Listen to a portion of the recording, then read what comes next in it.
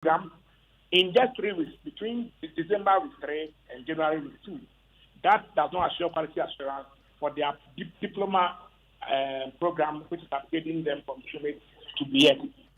That's Executive Director of the Africa Education Watch, Kofi Asari there. We've been talking about this semester system and definitely we'll continue the discussion subsequently. But I'll stay a while longer on the education front, this time the tertiary level, because the stalemate between University Teachers Association of Ghana, UTAG, and government over the conditions of service is beginning to bite hard on tertiary institutions across the country. Now, this follows the university lecturers' continuous defiance of an order by the National Labour Commission for them to return to the lecture halls. All opening lectures for the new academic year have been suspended indefinitely. I'll take you across the country where I told you earlier my colleague Richard Kojonyako has been engaged in the mood. We'll get to him shortly. But first, my colleague Manuel Kranting, who's been following this story for us, joins me in studio with a breakdown of UTAG's demands and why we're here. Manuel, what are the main demands? So, MFR UTAC insists that in 2013, an intermarket premium was instituted following the implementation of the single spine pay policy and it being frozen per a government white paper in 2013. Now, for the purpose of the conduct of a labor market survey to determine a market premium payable to workers deserving of it. But they say till date, this determination has not been made, which has resulted in what they call the erosion of the university teacher's salary. There was also the hope that by completing and implementing the labor market survey report of 2019, a review of the intermarket premium would have put the university teacher on a relatively good salary stead. Regrettably, as they say, the recommendations of the 2019 labor market survey report without any accompanying technical support or the implementable market premium is meaningless to UTAG as it does not address the pertinent issue of improved conditions of service. So, in fact, they are asking that in the instance that government is not able to implement the 2019 labor market survey, it should revert to the 2013 intermarket premium of 114%. That's 114% of their basic salary till it is able to, complete its market survey and then put them on a new adjustment. Okay, and we know that the NLC, apart from directing that their strike is illegal, has also given them another month to go for consultations and all. But let's talk about government's position on this matter and why we're here. Indeed, government, since UTA gave an indication that they were going to go on strike earlier this year, has attempted to engage them. All of their proposals that they've brought to the leadership of UTAG have actually been rejected. Indeed, yesterday we know that the national leadership of UTAG held a crunch meeting with all its 15 local branches, and out of that, 14 of them actually voted to actually disregard the NLC's directive for them to return to classroom. Just one, we're told, voted to go back to the classrooms. Okay. Well, we've been hearing from the Employment and Labour Relations Deputy Minister there, but we can hear from Kwesi Kwarteng, who is the PRO for the Education Ministry. There are conversations behind the scenes, of course, between the leadership of the ministry, heavily headed or led by the Minister for Education, Dr. Alcedu, and the leadership of UTAG, so that at least we can all come back to have a consensus. Like the minister have already started, we will continue to engage the leadership of UTAG so that we are able to get them to the classroom. The rate and the pace as it is happening, and of course, behind the scenes, we are very hopeful that we'll get UTAG back to the class. But of course, I'm unable to give a definitely because these are negotiations. Well, as this tussle between the lecturers and government persists, the university students also, the most affected, are dreading another disruption to the academic calendar. Let's take a quick tour of some campuses. We'll start from the central region. Richard Kojonyako has been monitoring the situation on some campuses there. Richard, what can you report? Well, for the lecture theatres are empty. The first years have been on campus for more than a week. They've not seen any lecture. The continuing students have also been here, and then there are no lectures at all. What they are basically doing is some of them are loitering around. Others are also going through the registration process and all of that. So it is beginning to bite hard on them. And what the first years are saying is that it is frustrating, and they want government to pay again attention to the matter and settle it once and for all. So that's the situation in the central region. We head back to Accra, to the University of Ghana, and my colleague Michael Ashale has visited his alma mater where he got a first class. Michael, what's the situation at the University of Ghana? So, MFA, the situation is just same as that of UCC.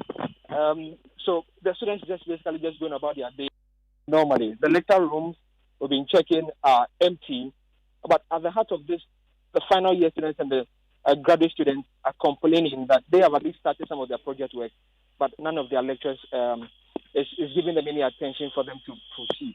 So that we the freshers. We don't know anything, so we are eager to know. But some people will complain that, why are the lectures? Why are you not starting lectures? And stuff. So we want them to come so that we will know how lectures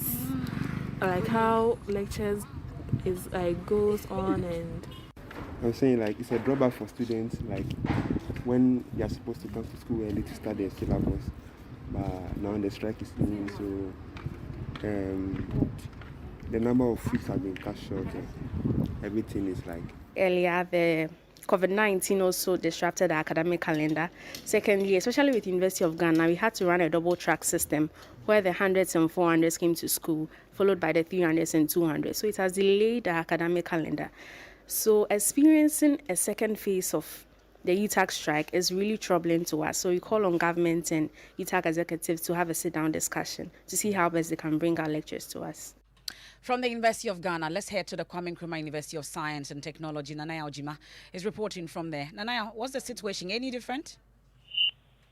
It's not different from the other campuses. At the moment, most of the students on the KNUST campus are freshmen and who are supposed to start academic activities on Monday, but due to the strike action, they are still not in the classrooms yet. What school authorities have done is to open the libraries and other places for these students to go and get to know the courses they'll be reading when lectures begin. That's my colleague Nanaya Ojima there reporting from the Kwame Nkrumah University of Science and Technology. Now the picture has been painted about how this strike by UTAC is beginning to bite hard on the various campuses. Let me take you to the court now. And the former Deputy Finance Minister, Kaysel Atuforsing, has pleaded not guilty to the charge of causing financial loss to the state. He's accused of procuring ambulances worth 2.3 million euros for the country, which the Attorney General says were unfit for purpose. Two other accused persons, Sylvester Anemana, a former chief director of the Ministry of Health, and Richard Jakba, a businessman, also pleaded not guilty. Court correspondent Joseph Akable observed proceedings. He's just returned and joins me in studio. Joseph, first, run us through a summary of the facts of the case as recounted by the AG. And so the key components has to do with the fact that the ambulances that came in were not fit for purposes and monies were paid contrary to the laid-down rules that they were supposed to be paid after they had been satisfied that they were fit for purpose. In terms of Dr. Atuforsing specifically, the claim is that he wrote to the Bank of Ghana requesting that it establish the letters of credit for the supply of the ambulance. He also said to have asked the Accountant General to release an amount of 800,000 cedis for payment of the ambulance, that this should be charged on the budget of the Ministry of Health, which they say was contrary to the parliamentary approval. And so that is a summary of the facts as presented by the Attorney General. And we're told about the conditions of bail for them. Yes, so for Dr. Atuforsing has been granted a self-recognizance bail. This is in the sum of 3 million cedis. Seth Animan has been granted a bail in the sum of 1 million cedis, while the businessman has been granted bail in the sum of 5 million cedis. Well, the judge had some comments about the work of Parliament and its implication for the trial, knowing that Atuforsing is an MP. What exactly did he say? She specifically said that I am not ready to work as if my work is secondary to Parliament. And she says that she's had problems with some MPs that have appeared before her in terms of wanting to be in Parliament and fixing her court dates. And so she said she expects that they treat their court as very important and they will show up when she asks them to do so. And from the very onset, this particular issue has been described as politically motivated amongst others. The AG's office has been responding. The Deputy AG, Alfred Tuayeboa, says the evidence is what will do the talking. We come to court with evidence. The matter has just started. You are going to build evidence in court. At the end of the day, the evidence will show that this case is not a case where we are trying to use any other means to weaken their strength. Nothing of that sort. Pure legal matters and nothing. The others make the point that there are some individuals who, like those who are responsible for the Ministry of Health, amongst others, who know more about this entire transaction than someone who was at the Finance Ministry. Yet you are going after him. We are dealing with what we have through the investigations conducted by the Ghana Police Service and IOCO. So based on what we have, we think these are the appropriate people to go before this court. And in terms of the arrangement that the judge intends to make for the trial to progress, I mean, are you satisfied with that? And is the AG's office ready to carry out the disclosures as has been directed? We are very much satisfied with it. This one is a fake ambulance scandal, and we are ready anytime to appear before the courts. And what has Mr. Forson's team been saying in response to this? Felix Kwachio Fosu, who served in government with Dr. Forson, actually addressed us, and he insists that at the end of the case, it will come to light that no crime was committed by Dr. Forson. Well, if the evidence indeed spoke, the AG would not be in court, because we are clear in our minds that everything done around the subject matter of the purchase of the 200 ambulances was above board. It was done in compliance with the laws and regulations of the Republic of Ghana. The necessary approvals and authorizations were sought. No payment was done irregularly. As far as we are concerned, no loss has been occasioned to the state of Ghana. And that's Felix Kwachio Fosu there. This is the Midday News here on Joy 99.7 FM. We've been tackling issues on the education front, both at the basic and the tertiary level. When we return from the break, as the war of words continues between the Speaker of Parliament and the Majority Caucus, a retired colonel, where the Ghana Armed Forces is described as inappropriate and uncalled for, the provision of military protection for the Speaker and other high-ranking members of government who have discriminated between the NPP and NDC caucuses. How has Parliament performed? That takes certain function. With the exception of the President, everybody else must be protected by the Ghana police. Black Stars are preparing for their final group game at the African Cup of Nations. We are taking down Comoros. We hear from former GFA chairman. Open your eyes. You are there to defend Ghana.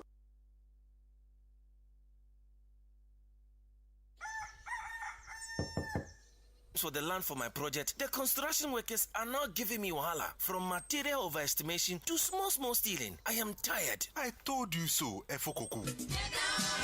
It's all because you are trying to become builders when you're corporate workers and business people. Edlum has products tailored to meet your temporary but super affordable apartments. Prices start from $35,000. EdlumHousing.com or simply call 0270-166-166. Edlum Housing, where spacious homes cost less.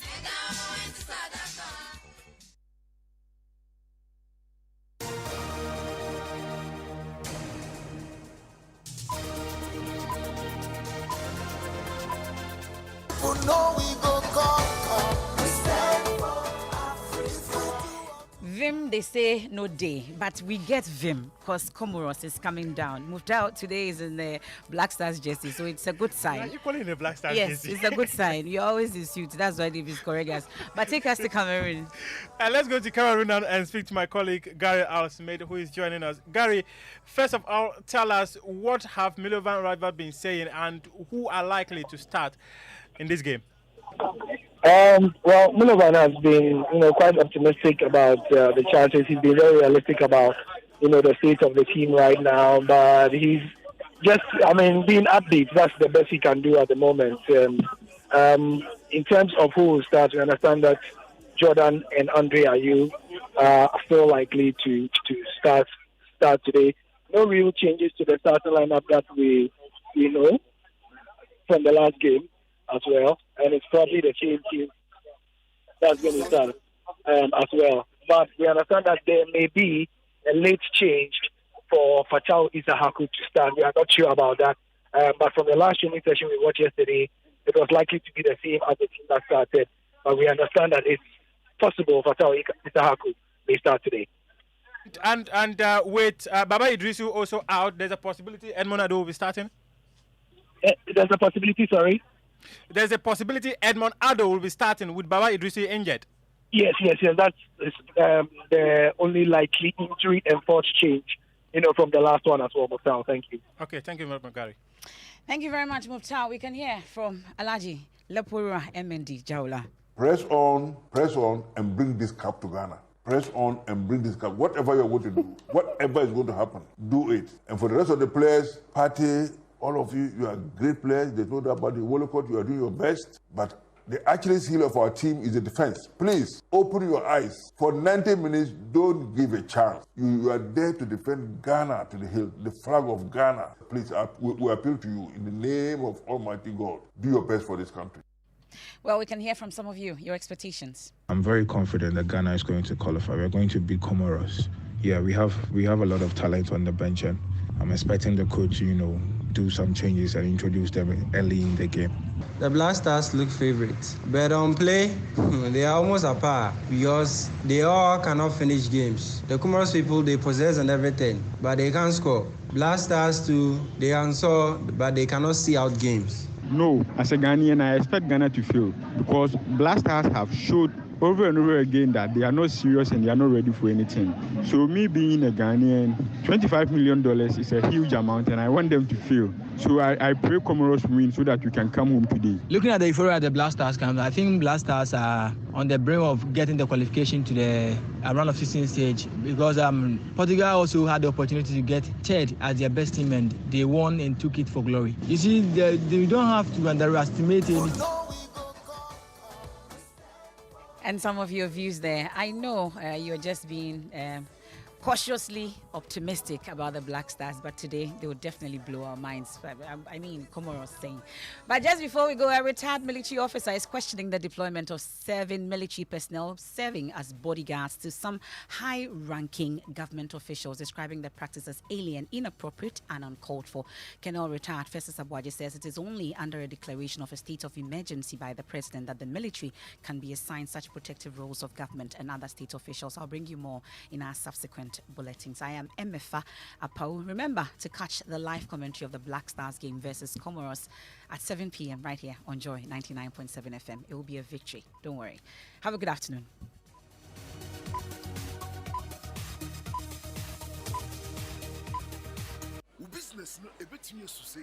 So the projections from the first quarter show a higher total gross profit for the fiscal year. Nana, who's not land you? He did the port right.